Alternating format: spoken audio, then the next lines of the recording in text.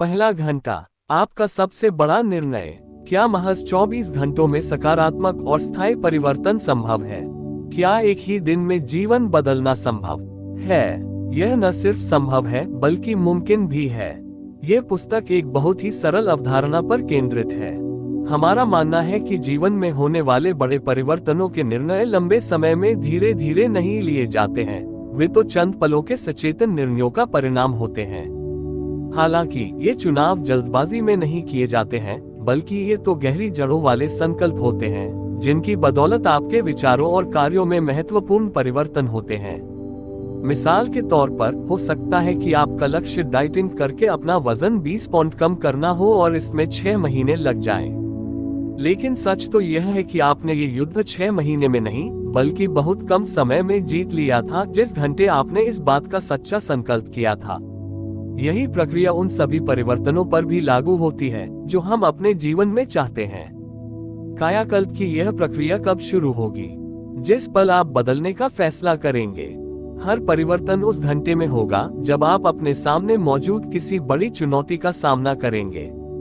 इस पुस्तक में आपसे एक दृढ़ और व्यक्तिगत संकल्प करने को कहा जा रहा है। ये पुस्तक इस तरह से तैयार नहीं की गई है कि इसे एक निश्चित समय सीमा में पढ़ना जरूरी हो। हम आपसे सिर्फ इतना चाहते हैं कि आप हर अध्याय पर 1 घंटे का समय पूरी तरह से केंद्रित करें। इसे पढ़ें, इसके बारे में अच्छी तरह सोच विचार करें और दिल की गहराई से निर्णय लें जो परिवर्तन के लिए आवश्यक है। आइए देखते हैं कि इससे आपको क्या मिलेगा। कई महत्वपूर्ण क्षेत्रों में जब आप संकल्प लेंगे और समर्पित हो जाएंगे, तो ये निर्णय आपस में जुड़ते जाएंगे और आपको ऐसी अविश्वसनीय शक्ति मिलेगी जिसे आपने सपने में भी संभव नहीं माना होगा। इसका आपके कामकाज, आपके शारीरिक स्वास्थ्य, आपके व्यक्तिगत संबंधों और आपके पूरे नजरिए पर सकारात्मक असर होगा। ये सारी प्रक्रिया कहाँ से शुरू होती है? किसी भी मनोवैज्ञानिक, परामर्शदाता या मनोचिकित्सक से पूछ लें, आपको एक ही जवाब मिलेगा: परिवर्तन के निर्णय के बिना कुछ भी नहीं होता है। ये पुस्तक पढ़ते समय आपसे अपने विचारों, लक्ष्य, नजरिए और आदतों के बारे में निर्णय लेने के लिए कहा जाएगा। लेकिन विशिष्ट परिवर्तनों के बारे में निर्णय लेना तब तक निरर्थक है जब तक कि आप सबसे महत्वपूर्ण निर्णय न ले लें, परिवर्तन करने के लिए इच्छुक और तत्पर होने का निर्णय। आप कह सकते हैं, मैंने पहले भी कई बार इसकी कोशिश की है, लेकिन कुछ नहीं होता है। यही बात एक पर्वतारोही माउंट एवरेस्ट के शिखर पर पहुंचने की 3 असफल कोशिशों के बाद कह सकता था। लेकिन इसके बजाय उसने शिखर की ओर देखकर यह कहा, तुमने मुझे 1 बार हरा दिया, तुमने मुझे 2 बार हरा दिया, तुमने मुझे 3 बार हरा दिया।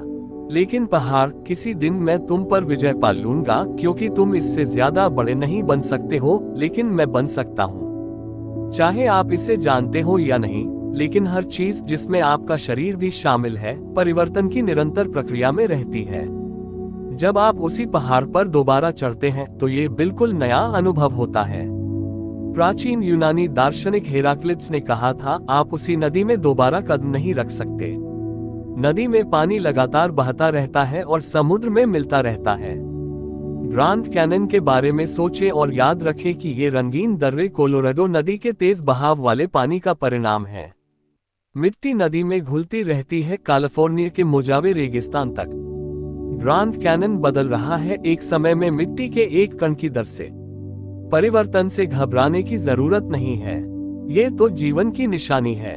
अगर आपके शरीर की सभी कोशिकाएं लगातार खुद को न बदलें, तो आप मर जाएंगे। शब्दकोश में परिवर्तन की परिभाषा है किसी चीज की जगह दूसरी चीज रख देना। ये बदलाव और विस्थापन की प्रक्रिया है। कहाँ परिवर्तन करें? कुछ भी स्थायी नहीं है। आपका व्यक्तित्व, आपकी भावनाएं और आपकी अनुभूतियां सभी सतत परिवर्तन की प्रक्रिया में हैं। बहरहाल, भयावह स्थिति यह है कि ज्यादातर लोगों में होने वाले अधिकांश परिवर्तन बगैर किसी दिशा, पूर्व विचार या व्यक्तिगत नियंत्रण के होते हैं। जब हम स्वयं में परिवर्तन करने के बारे में नहीं सोचते हैं, तो परिस्थितियों के बदलने पर हमें अक्सर हैरानी या निराशा होती है। हम खुद को किस तरह बदलें, ये फैसला करने के बजाय हम बाहरी परिस्थितियों पर ही प्रतिक्रिया करते रहते हैं। प्रतिक्रिया करने का एक आम तरीका नौकरी, जीवन साथी या दोस्त बदलना है। लोग सोचते हैं कि अगर उनका बॉस या जीवन साथी या मकान आदर्श होता तो सब कुछ बेहतरीन होता। लेकिन ज्यादातर लोग कभी भी चेतन दृष्टि से खुद को बदलने के बारे में नहीं सोचते हैं।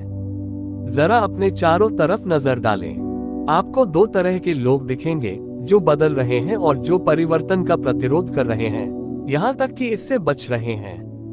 बाद वाले लोगों को वॉशिंगटन इरविंग के इन शब्दों से लाभ होगा। मैंने स्टेज कोच में यात्रा करते समय पाया है कि अक्सर अपनी स्थिति को बदलने और एक नई जगह पर घायल होने में सुकून मिलता है। उन कर्मचारियों का क्या हुआ जिन्होंने कहा था मैं कभी कंप्यूटर का इस्तेमाल नहीं करूंगा? वे आज या तो निहायत ही घिसा पिटा और बिना तर्क की वाला काम कर रहे हैं, या फिर उन्होंने डाटा प्रोसेसिंग क्रांति में शामिल होने का फैसला कर लिया है। कामयाब लोग परिवर्तनशील होते हैं। वे वह काम करते हैं जिसे करने से दूसरे घबराते हैं। अगर कॉर्पोरेशंस ग्राहकों की मांगों के हिसाब से खुद को न बदले तो उनका दिवालिया होना तय है। आपने नया और बेहतर आइवरी सोप कितनी बार देखा होगा? आपको कैसा लगेगा अगर आपका डॉक्टर आपका ऑपरेशन करते वक्त हाई-टेक लेजर यंत्र के बजाय पुराने जमाने का चाकू निकाल ले? आपको वह कहानी याद होगी जो ईसा मसीह ने पुरानी वाइनस्किन्स के बारे में कही थी। वे कड़क और सूखी थी, उनमें फैलने की क्षमता नहीं थी। कई लोग भी इसी तरह के होते हैं। वे पुराने विचारों को ही कड़े रहते हैं और अपनी गलती मानना ही नहीं चाहते हैं। ईसा मसीह ने चेतावनी दी थी कि हमें नई शराब पुरानी वाइनस्किन्स में नहीं रखनी चाहिए, वरना वाइनस्किन्स फट जाएंगी, शराब फैल जाएगी और वाइनस्किन्स बर्बाद हो जाएंगी। उन्होंने नई शराब नई वाइनस्किन्स में रखी और दोनों ही सुरक्षित रहे। मैथ्यू 9:17। परिवर्तन के लिए लचीलेपन, अनुकूलनशीलता और पुराने विचारों की जगह नए विचार रखने की इच्छा की जरूरत होती है। इस खबर पर आपकी प्रतिक्रिया क्या होगी कि आज से 10 साल बाद आपका जीवन ठीक वैसा ही होगा जैसा कि इस वक्त है? आप शायद इस भविष्यवाणी से बहुत रोमांचित नहीं होंगे। इसीलिए अपने जीवन के कायाकल्प का सचेतन निर्णय लेना महत्वपूर्ण है। यह ऐसी बात नहीं है जिसमें देर की जाए। प्रक्रिया तत्काल शुरू की जानी चाहिए। एक पुरानी कहावत है, हम निर्णय लेकर ही निर्णय लेना सीखते हैं। उद्धरण चिन्ह। शुरुआत में परिवर्तन का संकल्प करते समय 4 बातें जानना बहुत महत्वपूर्ण है। 1. निर्णय भले ही गलत हो, लेकिन फिर भी निर्णय लेना सकारात्मक शुरुआत और प्रगति की निशानी है। काम किस तरह पूरा किया जाएगा उसकी विस्तृत रूपरेखा तो बाद में बनेगी। सबसे पहले तो शुरू करने का निर्णय लेना होगा। इस निर्णय से ही हमारी रचनात्मकता और ऊर्जा बाहर आती है, जो आगे के काम की रणनीति बनाने के लिए जरूरी है। बहरहाल ज्यादातर लोग निर्णय लेने की प्रक्रिया ही पूरी नहीं कर पाते। वे शुरुआत में ही यह जानना चाहते हैं कि इसे कैसे करना है। शायद वे इसकी विस्तृत योजनाएं भी बना लें, लेकिन वे संकल्प नहीं कर पाते। अगर अनिर्णय की स्थिति ज्यादा समय तक चले तो इसका परिणाम होता है शंका और डर का आत्मघाती चक्र। गलती के बारे में सबसे महत्वपूर्ण तथ्य है इससे मिलने वाला सबक।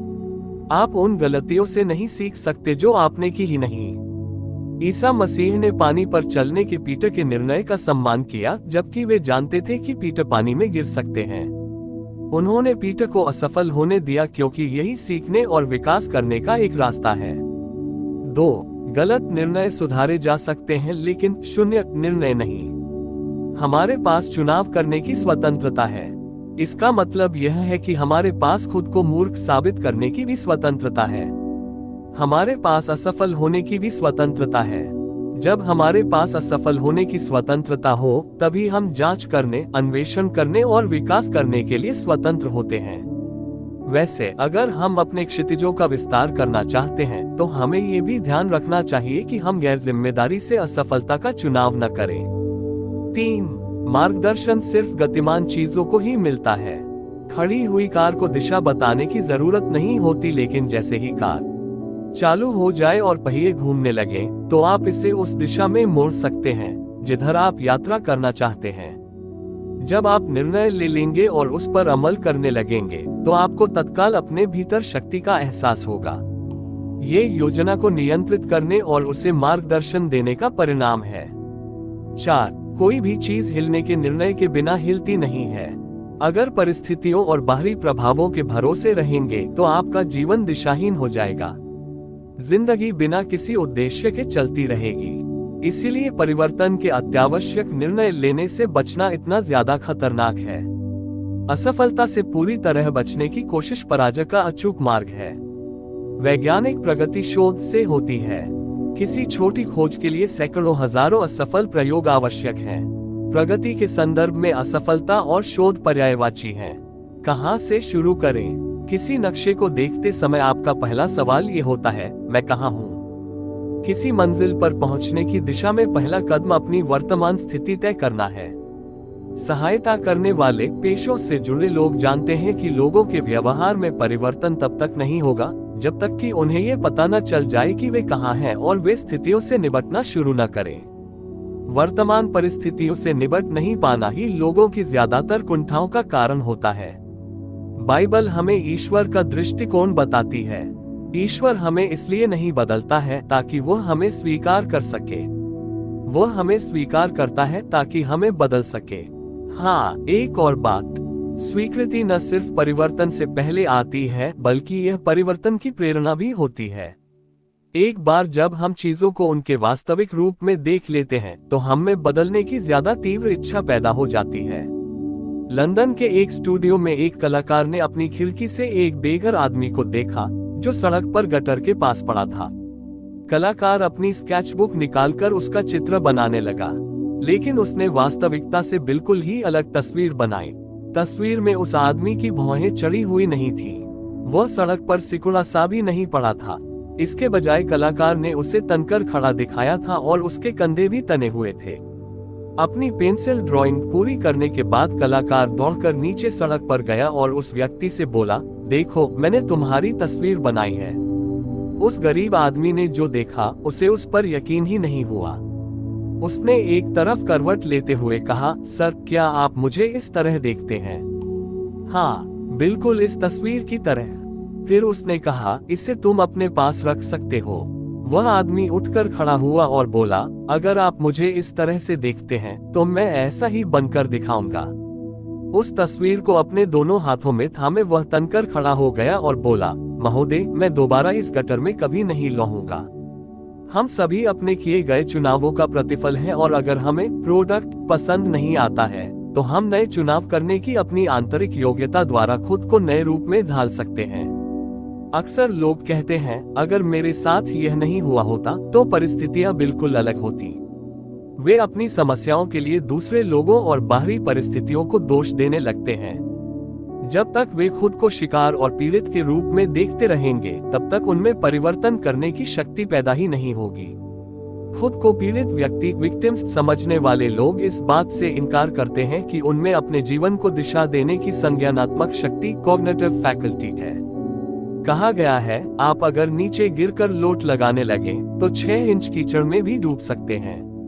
उद्धरण चिन्ह। सोशल कॉग्निटिव थ्योरी के जनक एल्बर्ट बेंडुरा का मानना है कि इंसान अपने जीवन को दिशा देने का एक निर्णय लेता है, जिसे रेसिप्रोकल ट्रायडिक डिटरमिनिज्म कहा जाता है।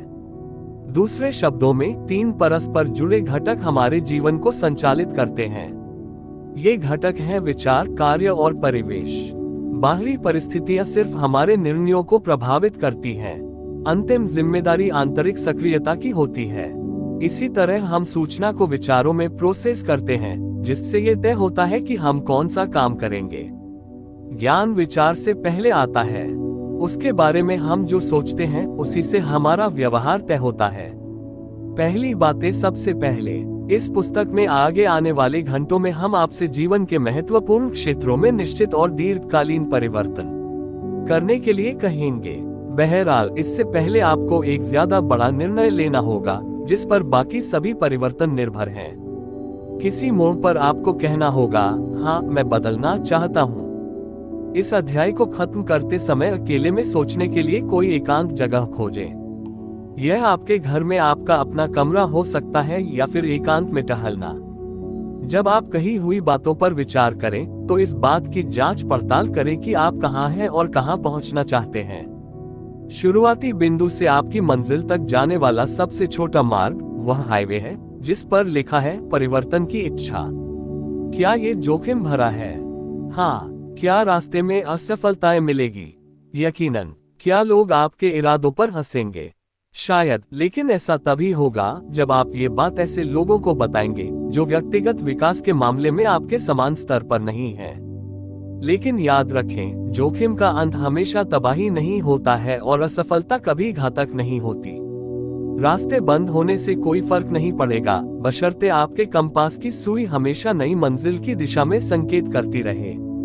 एल्बर्ट बेंडुरा के अनुसार अंतिम परिणाम की मानसिक कल्पना करने की हमारी क्षमता एक सशक्त साधन बन सकती है। इसी कल्पना से हम अपने अनुभवों को आंतरिक छवियों में प्रोसेस करने तथा परिवर्तन करने में समर्थ होते हैं जो आगामी कार्यों को दिशा देते हैं। परिवर्तन के पूर्ण संकल्प से उन क्षमताओं का इस्तेमाल शुरू होगा जिनका अब तक दोहन नहीं हुआ है और ज्यादातर लोग जिनका दोहन करते भी नहीं हैं। जब बदलाव के निर्णय का वह पल आएगा तो आपको किसी के बताने की जरूरत नहीं होगी। आप खुद ब खुद इसे जान जाएंगे। आपको तो मैं करूंगा ये शब्द कहने की जरूरत भी नहीं होगी। आप अपने भीतर गहराई में इसकी गूंज महसूस करेंगे।